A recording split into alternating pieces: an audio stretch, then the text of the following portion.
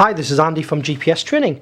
In this short video I'm going to show you a function on your Oregon 700-750 GPS device called battery save that when used, when you press the on off button on the side of your unit once, it turns the screen off, and then when you press it again turns the screen on. So often we get a lot of calls in GPS Training support desk asking why when you press your on off button once the screen goes off rather than going to what normally is what we call the bottom drawer menu with all the main icons. It normally means you've turned this battery save function on. You might have done it on purpose or not realised you've done it. It is a nice function once you know how to use it. So I've got my Oregon 700 turned on at the moment. So normally what happens is default on an Oregon 700-750 device, when you press and release the on off button once on the side of the unit, you go down into this bottom drawer menu with options of lots of extra icons with things to do. So we'll just close that down and come back out of there. Now what happens when you put the battery save function on, pressing the on off button once on the side actually turns the screen off. So I'll show you that function now. So while I'm on the hike profile, if I touch on the three white bars in the bottom left of the screen, that goes into settings just for hike. So please be aware, if you do need to change the setting in any of the other profiles, i.e. tour cycle, mountain bike, etc., you need to do the same process by touching the three white bars on the home screen that you're on. So the three white bars goes into settings, and I'm looking for the display setting.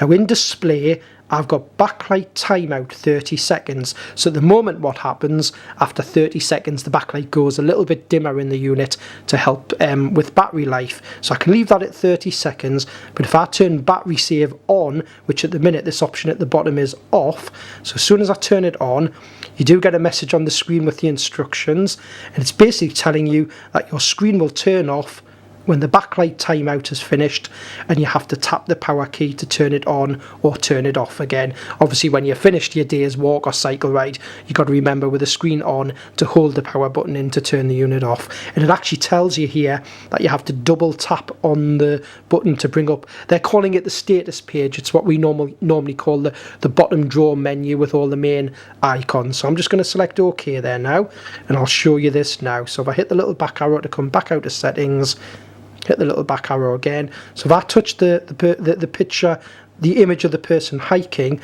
so if I was on the map page now and I was out and about on a walk, what I can do to save battery, and it actually acts as a screen lock, if I now press the on off button on the side of the unit once, the screen goes off. So I can't accidentally touch the screen, acts as a screen lock as well. And then to bring the screen back on, you simply press the on off button once again and it'll stay on for 30 seconds. If you want to go to that bottom drawer menu now, the knack is you have to press that button twice quickly, and then when you press it twice quickly it now goes to that bottom drawer menu. And if you decide you don't want to use battery save, I'm just going to swipe up from the bottom of the map page, hit the little home symbol to go back to the home screen.